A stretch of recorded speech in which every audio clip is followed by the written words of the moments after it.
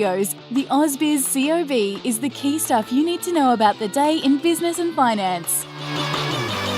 Welcome to the COB this flat Tuesday, would you say, Danny? I'm Juliette Sarley. It's looking a little bit flat, a little bit muted, but yeah, let's have a look at the indexes because we will jump into what's going on underneath the surface, because while the indices are looking flat, the ASX 200 down around 12.5 points or just over 0.1%, and there we go, the CBO 200 down 0.5 point, and yeah, it flatters attack pretty much, but there's a lot going on underneath. Yeah, well, we were just talking to Martin Krab, who's our guest today, and we'll get to that shortly, when he was saying what's happening sort of under the hood.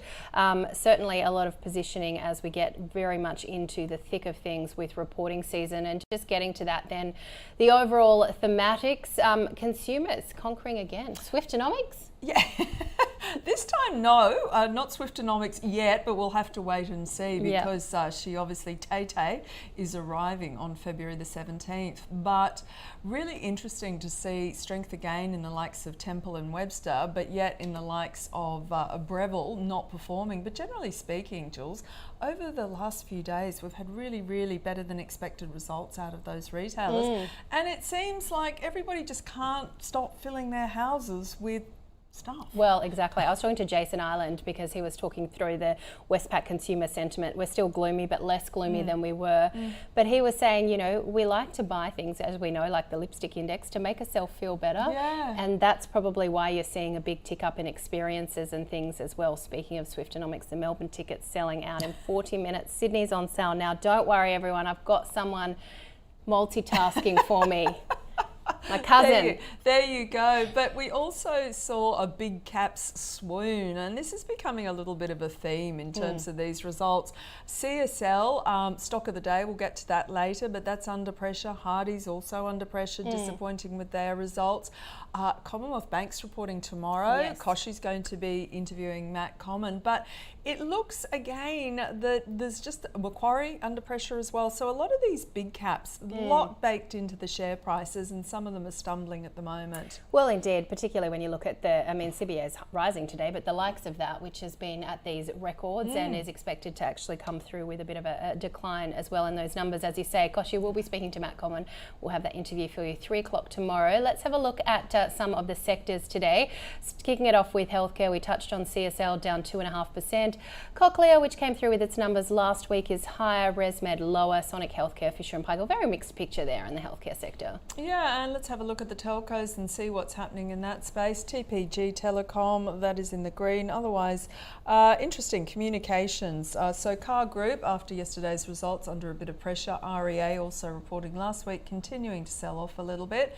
And Seek, the not star of the show, he was down at one stage about 9%, recovered to be down only around 4.4%. So they are experiencing a decline in volumes for advertising, which I thought was interesting. And interesting with REA, which I read on FN Arena's corporate results monitor, it's the one stock that's been a miss so far out of the 21 companies that have reported.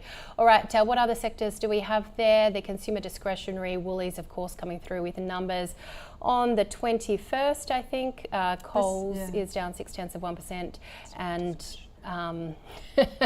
Treasury Wine Estate. Anyway, we've got a few bugs in some of those charts. We'll get those fixed. But let's have a look at some of the top corporate stories. Challenger recording first half results with a net income of $56 million. Its shares up 8%, Danny. And Seek has slashed its dividend and lowered its annual guidance as first half profit tanked 74% on lower volumes, as we just touched on those shares. Yeah, James Hardie under pressure, a near 90% in third quarter profit, but as we mentioned, perhaps investors wanting more there. And Breville reported a 6% rise in first half profit, though EPS missed consensus. I have a theory. Everybody is buying their almond lattes and going to lie on their Temple and Webster throws at home. That's why no one's buying their home coffee machines yet. Okay. Well, maybe they're still working. I've had mine for about 8 years. Devon West Media, not Breville though, I must just say. Devon West Media down 11% after Devon. Devon sandwiches. I wonder wonder if Martin Krab likes a Devon and tomato sauce sandwich. That won't be our first question. I'm getting a shaking of the head. Welcome to the COB, Martin Krab from Shaw and Partners. Okay, what do you think is happening under the hood here? Yeah, interesting today. A couple of companies for the first time in a long time downgraded guidance, Seek notably, but also James Hardie. And James Hardie in particular, Martin Krab stock of the year last year. I know, I remember that. Fantastic performer last year. But this year just ran ahead of itself, as you said. Like the US building stocks have been on a tear, and Hardie's has gone up, got over $60 there at one stage. It's kind of like, geez, it needs to be a good result and need to follow through with upping guidance, and actually reduced it. So not surprising to see that stock sold off. Unlike Seek, which opened on its lows and then rallied throughout the day, Hardie's just kept drifting lower. So ongoing selling in that one. But I think, we said off camera, it's the duck on the lake today because it's all serene on top and underneath there's lots of paddling. And like the market was flat, but you had things like Challenger, which was very, very strong today. And on the flip side, you saw something that like Hardie's that was down. So we had plus and minus 10s within the top 100 today. So I think it was JB Hi-Fi was up against strongly today after a good result yesterday. So there's a lot of bifurcation going on. And basically stocks that have got a really bad economy priced into them rallied. Yep. And I'd include the banks in that because ANZ's result yesterday showed 2 basis points of losses. It's like nothing. So the banks rallied today. So anything that's got a recession price into it rallied, and any sort of growth stock that's got a strong, outlook priced into it, and it's on a nosebleed PE, that came under pressure. So CSL, REA, Seek, all of those stocks got belted today. So just a bit of a rotation, I think. A lot of managers have hidden in these large cap growth stocks and done really well last year. Whereas the cyclicals have gone nowhere. Maybe it's time to rotate back the other way. There's that's a crowded trade, that long growth, short cyclical. So I think we saw today what we'll see a lot of in reporting season, which things aren't as bad as we thought, and we're paying a lot for these growth stocks. Let's rotate back the other way. It does question too, with things like JB Hi-Fi moving as much, whether or not the shorters are doing a lot of covering. It's always hard to tell in Australia, but there might be some of that going on, isn't there, Martin? Yeah, well, there's a big short position in that stock. And Harvey Norman, I think, was another one that shorted. Yeah. So outside lithium, which are even more shorted, I think a lot of people were just saying, look, Australia's got a massive amount of debt. It's very interest rate sensitive. It's going to have a recession. I'll go long something else and short some Aussie cyclicals. And I think the locals also are underweight those stocks. So I think there's a bit of money that's going to be chasing those names. And if you look in the big liquid retailers outside the supermarkets, there's really not a lot of stocks to choose from. You've got JB Hi-Fi, Harvey Norman, and then it sort of falls away and you're into the really micro caps and small caps. So I think that money will chase the larger stocks in that space. Martin, the big one, US CPI in focus, and you're saying potentially this could be a game changer and put March back on the table again? Yeah, so look, we all came into the new year with Powell's pivot in the back of our mind that we're going to see a lot of rate cuts, with the first one in March. And then he and every other central banker, including Michelle Bullock, have just hosed the market down. So you're all getting ahead of yourselves. And so the market's now taken March off the table. But if we get a weak CPI read tonight, this is for January, it puts the pressure back on the Fed to do something about the tightness of monetary policy, because we could get a sub 3% read tonight. In fact, I think we will get a sub 3% read. And their target's 2, so they're well on their way to 2. And we know that rents are coming down, we know that gas prices are coming down, so there's a whole lot of deflation already to come, and yet they're sitting on a very restrictive, almost 2.5% real rate. So with an economy that's slowing, a labour market that's freeing up, inflation on their way down, the pressures on them to reduce rates, and so the probability of a rate cut in March is about 20% at the moment.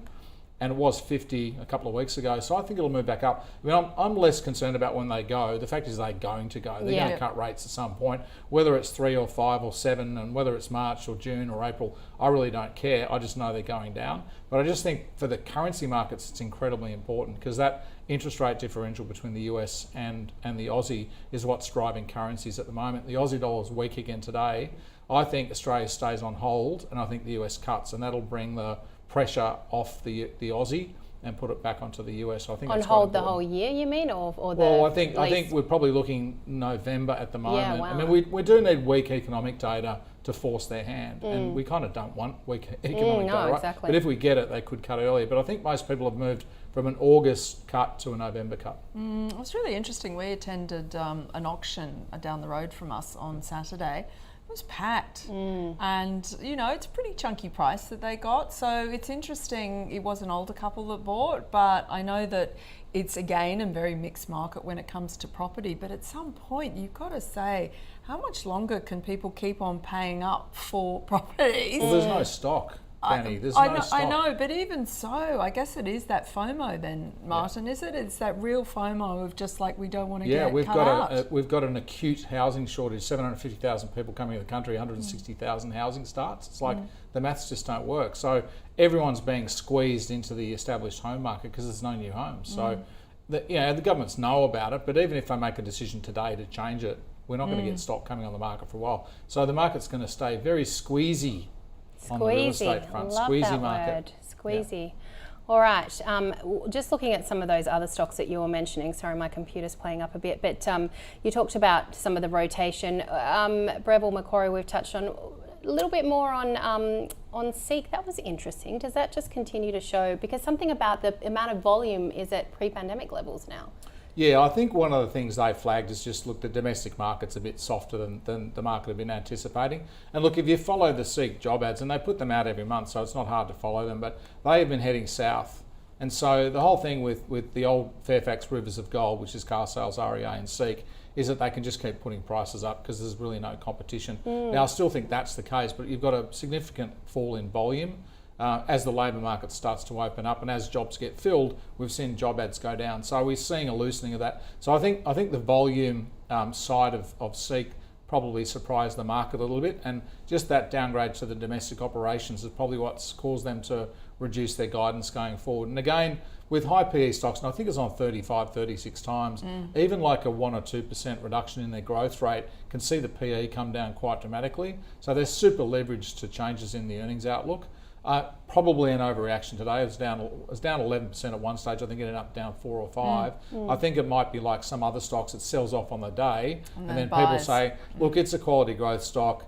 I need to buy equities. I'll probably put some money into it. Yeah, and before we go, I must ask then about Macquarie. How important is it that Nick O'Kane, the guy that earned $58 million, the problem solver Macquarie is full Bank, of people like that. Oh, really? Full of people. A whole lot of Nicks in the thing, so it doesn't Yeah. change the general thesis about the company. I don't think so. Lots of smart people at Macquarie. Oh, indeed. Millionaire's Factory, or the $58 million factory, as it called. Earned a lot more than Shamara, so Just a little bit less than what we're on, Danny. Just a tad. Martin, always a pleasure. Thank you so much. All right, we're going to get to our stock of the day now, which was CSL. Philip Pepe from Shaw & Partners and Rudy Philippak van Dijk from FN Arena shared their verdicts.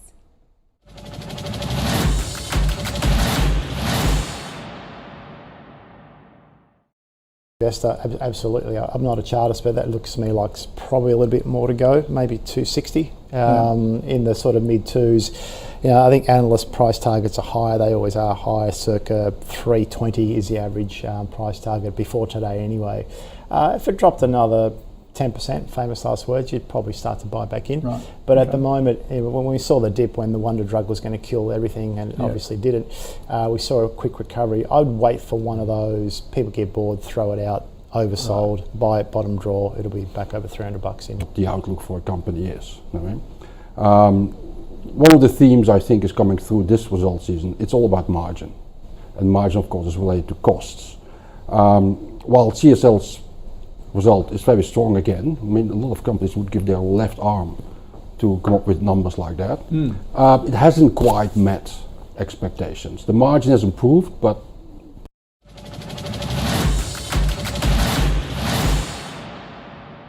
I have to say, Jules, I like that takeaway. It's all about the margins this earnings season because it was something that has been brought up in quite a few of the results. Nevertheless, let's check in with some of the market leaders today, and Challenger up by 8%, followed by Emerald Resources up over 6%, Beach Energy. Those results were out as well, I think, and they're up about 6%.